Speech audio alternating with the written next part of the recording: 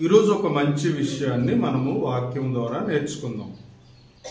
మానవ జీవితంలో, మనుషుల జీవితాలలో చదువు అనేది ముఖ్యముగాను ప్రాముఖ్యంగాను కనబడుతూ ఉంది. చదువుకోవటం మంచిదని నేను చెబుతున్నాను. ఈరోజు చదువు ద్వారా ఎంతో జ్ఞానాన్ని సంపాదించుకుంటూ ఈ సృష్టిలో చాలా వాటిని పరిశీలిస్తూ చాలా విషయాలను మనకి ఈ సైన్స్ అనేది, శాస్త్రం అనేది మనకు అందిస్తూ ఉంది. మనిషి జీవితంలో చదువు ఎంత అవసరమో దేవుడు కూడా మనిషికి అంతే అవసరమని బైబిల్ చెబుతుంది. ఒక సేవకుడుగా నేను కూడా చెబుతూ ఉన్నాను. ఈరోజు మనం ఏమి విందాం అనుకుంటున్నాం? దేవుడు ఎంత గొప్పోడో తెలుసుకోబోతున్నాం. మనిషికి చదువు అవసరమే, దేవుడు కూడా అవసరమే. మనిషికి ఏదేది అవసరం? చదువు అవసరమే, దేవుడు అవసరమే. కానీ ఈ చదువుకునే వాళ్ళు, ఈ చదువుకొని నాస్తికత్వంలోకి దేవుడు లేడు అనేవాళ్ళు, అలాగే చదువు ద్వారా జ్ఞానాన్ని సంపాదించుకుంటూ ప్రపంచంలో మేమే మేధావులం అని పిలుచుకుంటున్న శాస్త్రవేత్తల్లో కొందరు దేవుడు లేడన్న వారికి దేవుడు ఉన్నాడని నమ్మిన నేను ఒక మాట చెప్పబోతున్నాను. ప్రియమైన దేవుని పిల్లలారా, చదువుకోవటం నేను తప్పు అని అనట్లేదు. చదువు విలువైనదని నేను చెబుతూ ఉన్నాను. చదువుకోండి అని చెప్తూ ఉన్నాను. ఎబ్రీ పత్రిక, బైబిల్ తెరవండి. ఎబ్రీ పత్రిక 11వ అధ్యాయము 1వ వచనము నుండి 3 వరకు చదువుకుందాం. విశ్వాసం గురించి మాట్లాడుతున్నాడు. విశ్వాసం గురించి మాట్లాడుతున్నాడు. విశ్వాసం అనేది నిరీక్షింపబడు వాటి యొక్క నిజస్వరూపము. దేని కొరకైతే నువ్వు నిరీక్షిస్తున్నావు, పరలోకం కొరకు నిరీక్షిస్తున్నావు, కనబడకపోయినా. యేసు వెళ్ళిపోయారు, తిరిగి వస్తారని, వచ్చి మనలను పరలోకం తీసుకెళ్తారని నిరీక్షణ కలిగి ఉన్నాం. విశ్వాసం అనేది దేని కొరకైతే నువ్వు నిరీక్షిస్తున్నావో వాటి యొక్క నిజస్వరూపమే విశ్వాసము. విశ్వాసం అంత గొప్పది. విశ్వాసము చాలా గొప్పది అని చెప్పడానికి ఎబ్రీ గ్రంథకర్త ఏం మాట్లాడుతున్నాడంటే, విశ్వాసం అనేది, విశ్వాసమనున్నది నిరీక్షింపబడు వాటి యొక్క అసలు రూపము విశ్వాసము. పరలోకం గురించి ఎవరెవరో ఏదో చెప్తున్నారు. ఇప్పుడు మనం ఏమన్నా బాగోదు కాబట్టి మనం ఏం మాట్లాడట్లేదు. పరలోకం ఉంది కానీ కనబడని ఒక అదృశ్య లోకం. పరలోకం ఉంది కానీ కనబడని ఒక అదృశ్య లోకం. ఆ లోకం ఉందని మనము నిరీక్షణ కలిగి ఉన్నాము. దేవుడు కనబడే రూపంలో లేడు, కనబడని రూపంలో ఉన్నాడు. అలాగని ఆయన లేడని అనకండి. ఆయన ఉన్నాడు, కనబడని రూపంలో ఉన్నాడు. ఆయన ఉన్నాడని నమ్మికతో మనము ఆయనలో ఎదుగుతున్నాము. చదువుకుందాం. విశ్వాసం అనునది నిరీక్షింపబడు వాటి యొక్క నిజస్వరూపము. దేని కొరకైతే నువ్వు నిరీక్షణ కలిగి ఉన్నావో, పరలోకం కొరకు, దేవుడు కొరకు, యేసు కొరకు, చనిపోతే బ్రతుకుందని, ఆత్మకు చావు లేదని, నీ కొరకు ఒక అందమైన జీవితం దాచబడి ఉందని, దేని కొరకైతే నువ్వు నిరీక్షిస్తున్నావో, నిరీక్షణతో ఎదురు చూస్తున్నావో, నిరీక్షింపబడు వాటి యొక్క అసలైన రూపమే విశ్వాసం, నమ్మిక. ఇక్కడ అది అండర్లైన్ చేసుకోండి. అదృశ్యమైనవి. అదృశ్యం అంటే కనబడనివి. ఈరోజు కనబడనివి ఈ సృష్టిలో ఎన్నో ఉన్నాయి. అవునా? మనం నీళ్ళు తాగుతున్నావా? ఆ నీళ్ళలోని ఈ కళ్ళతో చూస్తే ఏమి కనబడట్లేదు, కానీ నీళ్లు తెల్లగా ఉన్నాయి, తేటగా ఉన్నాయి అని అనిపిస్తుంది. కానీ అందులో కూడా కొన్ని ఉంటాయట, అవి ఈ కళ్ళతో కాదు మరో కళ్ళతో చూడాలి. అవి చూస్తే అందులో చాలా ఉంటాయి అన్నమాట. అవునా? ఈ కంటికి కనబడనివి చాలా ఈ సృష్టిలో ఉన్నాయి. ప్రియమైన దేవుని పిల్లలారా, ఇప్పుడు ఈ కనబడనివన్నీ ఉన్నాయని, గాలి ఉందని, గాలికి బరువు ఉందని సైన్స్ శాస్త్రం ఎలా చెప్పిందంటే, చదువు ద్వారా జ్ఞానాన్ని సంపాదించుకోవడం ద్వారా గాలి ఉంది, కనబడని గాలి ఉంది, దానికి బరువు ఉందని చెప్పేశారు అనమాట. గాలి గురించి చాలా మాటలు చెప్పేశారు. ఇప్పుడు కనబడనిది అక్కడ ఏం రాయబడింది? అదృశ్యమైనవి ఉన్నాయని సైన్స్ ఎలా చెప్పింది అని అంటే, చదువుకోవడం ద్వారా, చదువుకున్న జ్ఞానాన్ని పెంచుకోవడం ద్వారా, పరిశోధన ద్వారా కనబడనివి ఉన్నాయని చెబితే, ఇప్పుడు మనకున్న గొప్పతనం ఏంటి? దేవుణ్ణి నమ్ముకున్నాము, విశ్వాసంలో ఎదుగుతున్నాము, ప్రేమలో ఎదుగుతున్నాం, భక్తిలో ఎదుగుతున్నాం, భయములో ఎదుగుతున్నాం. అవునా? మనకున్న గొప్పతనం ఏంటంటే, చదువుకోవడం ద్వారా, జ్ఞానాన్ని సంపాదించుకోవడం ద్వారా లోకానికి మేము జ్ఞానాన్ని ప్రకటిస్తున్నామని చెప్పుకుంటున్న ఈ సైన్స్కి, ఈ శాస్త్రవేత్త బృందానికి ఒక క్రైస్తవుడుగా, ఒక దేవుణ్ణి నమ్ముకున్న క్రైస్తవుడుగా, ఒక సేవకుడుగా నేనేం చెప్తున్నానంటే, బైబిల్ ఏం చెబుతుందంటే, దేవుడిని నమ్ముకోవటం ద్వారా, దేవుడి యందు విశ్వాసం ఉంచడం ద్వారా మేము చాలా విషయాలను దేవుడు మాకు నేర్పుతున్నాడు, మేము నేర్చుకుంటున్నాము అని లోకానికి బైబిల్ చెప్పబోతుంది. మీకు అర్థమవుతుందో లేదో? కనబడని గాలి ఉంది, ఆ గాలికి బరువు ఉంది అని గాలి గురించి ఈ చదువుకున్న మేధావులైన ఈ శాస్త్రవేత్తలు ఎలా చెప్పారంటే, చదువు ద్వారా, జ్ఞానం ద్వారా, పరిశోధన ద్వారా తెలుసుకొని లోకానికి చెప్పారు కదా. మనకెలాగ తెలిసింది అని అంటే, దేవుణ్ణి నమ్ముకోవటం ద్వారా, దేవుళ్ళో ఎదగటం ద్వారా, దైవ ప్రేమ మనకి ఇలాంటి విషయాలు నేర్పింది. మనము దేని కొరకైతే నిరీక్షణ కలిగి ఉన్నామో, ఆ నిరీక్షణ ఇలాంటి సంగతులు మనకు నేర్పుతుందని బైబిల్ చెబుతూ ఉంది. దేవుడనే జ్ఞానం ప్రకటిస్తూ ఉంది. జ్ఞానము చదువులోనే కాదు, దేవుళ్ళలోనే ఉందని, దేవుడు మానవ జ్ఞానాన్ని మించిన అనేక సంగతులు మనుషులకు నేర్పగలడని, నేర్పిస్తున్నాడని బైబిల్ బోధిస్తూ ఉంది. మేమే మేధావులము, మాకే జ్ఞానం కలదు అని ఈ చదువుకున్న వారు, ఈ నాస్తికులు, ఈ దేవుడు లేడని వాదిస్తున్న సైన్స్ అంతటికి, ఈ శాస్త్ర ప్రపంచానికి ఒక క్రైస్తవుడిగా నేనేం చెప్పబోతున్నానంటే, అదృశ్యమైనవి ఉన్నాయని దేవుడిని నమ్ముకున్న క్రైస్తవులమైన మేము, దేవుడు ఉన్నాడని నమ్ముకున్న వారు ఎలా తెలుసుకున్నారు అని అంటే, విశ్వాసము ద్వారా, నిరీక్షణ ద్వారా, దేవుణ్ణి నమ్ముకోవటం ద్వారా మాకు దేవుడు చాలా విషయాలను నేర్పుతున్నాడని బైబిల్ ప్రకటిస్తూ ఉంది. కాబట్టి మానవ జీవితంలో చదువు ఎంత ప్రాముఖ్యమో, దేవుడు కూడా అంతే ప్రాముఖ్యము. మానవ జీవితంలో సైన్స్ ఎంత ప్రాముఖ్యమో, దేవుడు అంతే ప్రాముఖ్యమని, అంతకు మించి ప్రాముఖ్యమైన వాడని నేను ప్రకటించబోతున్నాను. నా బైబిల్ చెబుతూ ఉంది. అలాంటి బైబిల్ గొప్పదని లోకానికి చెప్పాలని ఆశపడుతున్నాను. చదువుకుందాం. అదృశ్యమైనవి ఉన్నవి అనుటకు రుజువులున్నాయి. మాకు రుజువులనిచ్చాడు. అదృశ్యమైన పరలోకం ఉంది, అదృశ్యుడైన దేవుడు ఉన్నాడు, ఈ సృష్టిలో అదృశ్యమైన ఉన్నాయి. అవి మేమెలా తెలుసుకున్నాం? చదువుకోవటం ద్వారా నువ్వు చెప్తున్నావు, సైన్స్ ద్వారా నువ్వు చెప్తున్నావు.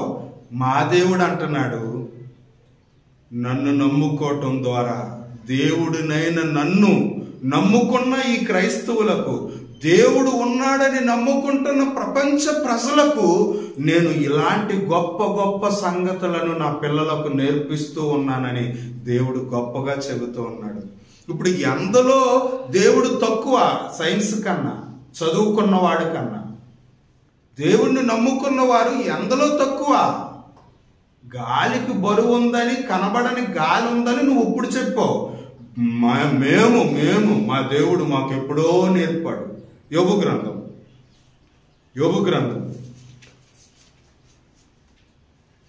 మనం ఎవరిని నమ్ముకున్నాం? ఒక గొప్ప అనంత జ్ఞాని అయిన దేవుడిని నమ్ముకున్నాం. మరి ఆయన చిన్న చిన్న విషయాలు నేర్పుతాడా, పెద్ద పెద్ద విషయాలు నేర్పుతాడా? చిన్న విషయాలు మొదలుకొని ప్రపంచ మేధావులకు అందని గొప్ప గొప్ప సంగతులు వాళ్ళకన్నా ముందు దేవుడు ఎప్పుడో మనుషులకు నేర్పిస్తాడు, నమ్మిన వాళ్ళకి. అది మా విశ్వాసం, అది మా నమ్మకం. అలాగని మేము చదువును తప్పు పట్టట్లేదు. నువ్వు మాత్రం చదువే ముఖ్యం అంటున్నావు, దేవుడిని తప్పు పడుతూ ఉన్నావు. దేవుడిని తప్పు పట్టిన వాళ్ళందరికీ గుణపాఠం కావాలి ఈ ప్రసంగం. యోబు గ్రంథం 28వ అధ్యాయం, యోబు గ్రంథం 28వ అధ్యాయం 25వ వచనం. గాలి ఉందని, కనబడనిది ఉందని, అదృశ్యమైన గాలి ఉందని, ఆ గాలికి బరువు ఉందని బైబిల్ ఎప్పుడో చెప్పింది. మేము ఎలా తెలుసుకున్నాం? దేవుణ్ణి నమ్ముకోవటం ద్వారా. ఇంత జ్ఞానం మాకెక్కడొచ్చింది? ఇంత జ్ఞానం మాకెవరు నేర్పారు? దేవుడు నేర్పాడు. నీకు సైన్స్ నేర్పిందా? అయితే మా దేవుడు మాకు ఎప్పుడో నేర్పిస్తాడు. బైబిల్ మత గ్రంథం కాదు, దేవుణ్ణి నమ్ముకోవడం మతం కాదు. కానీ సైన్సు, ఈ నాస్తికులు నోటుకొచ్చిన మాటలు మాట్లాడుతున్నారు. కాబట్టి దేవుణ్ణి నమ్ముకోవటం ద్వారా మేము చాలా విషయాలు దేవుడు మాకు నేర్పుతూ ఉన్నాడు. మీ సైన్స్కి అందని గొప్ప విషయాలు మా దేవుడు మాకు చెబుతూ ఉన్నాడని. మేము ఇందులో గొప్పవారం అని సైన్స్ ప్రకటిస్తుందా? అందులో గొప్పతనాన్ని దేవుణ్ణి నమ్ముకున్న మనకు దేవుడు అందిస్తూ ఉన్నాడు. ఈ బైబిల్ ఎంత గొప్పదో చెప్పాలి. దేవుడు లేడు అని ఎవరనంటే దేవుడు ఉన్నాడని ప్రకటించాలి. దేవుడు మతం కాదండి, జ్ఞానము. దేవుడు మతం కాదు, శక్తి. దేవుడు మతం కాదు, బలము. మన విశ్వాసానికి ఆధారాలు ఉన్నాయి, మన నిరీక్షణకు ఆధారాలు ఉన్నాయి. అంత గొప్పది నీ విశ్వాసం. నీ దేవుడు ఎంత గొప్పవాడో బైబిల్లో రాయబడింది. ఆ గొప్పతనాన్ని తెలుసుకో. దేవుడు లేడంటున్న వారికి ఇలాంటి వాక్యాలు చూపించి వాళ్ళ నోళ్ళు ముయ్యించాలి. హెబ్రీ పత్రిక 11వ అధ్యాయము 2వ వచనం. దానిని బట్టి ఏ పెద్దలు సాక్ష్యము పొందిరి, ప్రపంచములు దేవుని వాక్యము వలన నిర్మాణమైనవి, అందును బట్టి దృశ్యమైనవి. చూసారా, ముందు అదృశ్యమైనవి అన్నాడు. అదృశ్యమైనవి, కనబడనివి ఉన్నాయని దేవుడు మాకు నేర్పిస్తాడు. ఇప్పుడు కనబడేవి ఎలా వచ్చాయి? అది మీరు చదువు ద్వారా, సైన్స్ ద్వారా తెలుసుకున్నారా? లోకానికి తెలియజెప్తున్నారా?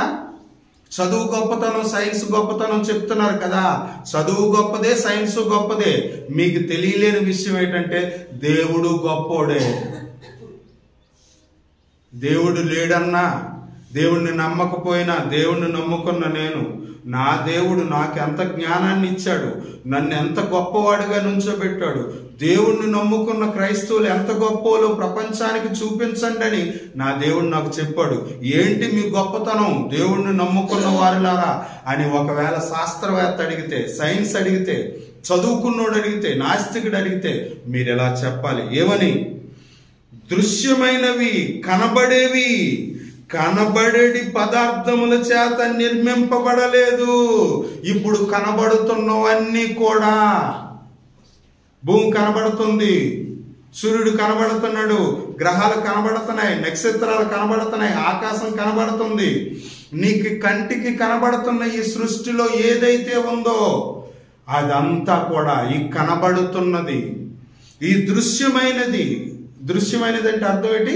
కనబడేది, కంటికి కనబడేది. ఈ కంటికి కనబడుతున్నదంతా కూడా కనబడిన దానిలో నుండి రాలేదు, కనబడే పదార్థాల చేత తయారు కాలేదు. మరి ఎక్కడి నుండి వచ్చింది? భూమి ఎక్కడి నుండి వచ్చింది? ఈ సృష్టి అంతా ఎక్కడి నుండి వచ్చింది? ఆది కాండాన్ని రాసిన, చదువుకున్న మోసే చెప్పాడు. సృష్టి నిర్మాణం ఎలా జరిగింది? దేవుడు ద్వారా చెప్పాడు. దేవుడు ఉన్నాడని ప్రపంచానికి చాటాడు. ఏమంటుంది? పేతురు గారు రాసిన రెండో పత్రిక 3వ అధ్యాయము 5వ వచనము. పూర్వము నుండి ఆకాశం ఉండిననియు నీళ్లలో నుండి నీళ్ల వలన సమకూర్చబడిన భూమి దేవుని వాక్యము ద్వారా కలిగింది. బా, నువ్వు నమ్మినా నమ్మకపోయినా భూమి ఎక్కడి నుండి వచ్చింది? భూమి రాకముందు ఎక్కడుందట? నీళ్లలో ఉంది. నీళ్లలో నుండి వచ్చింది. ఏమని చెప్తున్నాడండి? నీళ్లలో నుండి నీళ్ల వలన సమకూర్చబడిన భూమి. ఇంత జ్ఞానం పేతురుకి ఎక్కడొచ్చింది? భూమి గురించి మాట్లాడుతున్నాడు. భూమి రాకముందు ఉంది, అది అందులో నుంచి వచ్చిందంటే నీళ్లలో నుండి వచ్చింది. అయ్యా, అలాంటి గొప్ప జ్ఞానాన్ని నేను దేవుణ్ణి నమ్ముకోవడం ద్వారా తెలుసుకున్నాను. దేవుడిని నమ్ముకుంటే నీకు ఇలాంటి గొప్ప జ్ఞానాన్ని దేవుడు దయచేస్తాడు. శాస్త్రమా, దేవుడు ముందు సాష్టాంగపడు. చదువుకున్న వారులారా, దేవుణ్ణి నమ్మండి. ఆయన ఎంత గొప్పోడు. యోబు గ్రంథం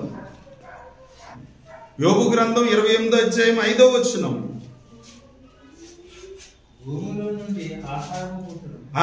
మనకి ఈరోజు ఫుడ్ ఎక్కడి నుండి వస్తుంది? రేషన్ షాపులో నుండి వస్తుంది అన్న సంగతి మనకు తెలుసు. రేషన్ షాపులోకి రాకముందు ఎక్కడుంది అది? అన్నం ఎవరు ఉండారంటే అమ్మ పేరు చెప్తున్నావు. ఇంకేం చెప్తున్నావు? పండించిన రైతు పేరు చెప్తున్నావు. సారవంతమైన నేల గురించి అసలు మాట్లాడట్లేదు. అది చేసిన ఆయన గురించి అసలు మాట్లాడట్లేదు. అవునా? భూమిలో నుండి ఆహారము పుట్టును, భూమి లోపలి భాగము అగ్నిమయమై ఉండును. భూమి గురించి ఎంతో పెద్ద చిట్ట చెప్పింది బైబిల్. ఆదికాండం. సైన్స్ గొప్పది. మేము ఒప్పుకుంటున్నాం. సైన్స్ గొప్పదే, దేవుడు గొప్పోడే. నువ్వు ఒప్పుకోవట్లేదు. నువ్వు సైన్సే గొప్ప అంటున్నావు, దేవుడు తక్కువ చేసి మాట్లాడుతున్నావు. దేవుడిని చిన్న చూపు చూస్తున్నావు. చదువుకుందాం. ఆదికాండం 1వ అధ్యాయం 8వ వచనము. దేవుడు ఆ విశాలమునకు ఆకాశమని పేరు పెట్టును. అస్తమయము ఉదయము కలుగగా 2వ దినమాయను. దేవుడు ఆకాశము కిందున్న జలములు ఒక చోటనే కూర్చబడి ఆరిన నేల కనబడను గాకని పలుకగా ఆ ప్రకారం ఆయన నేలకొచ్చింది. ఆకాశము కిందున్న జలాల్లో నుండి వచ్చింది.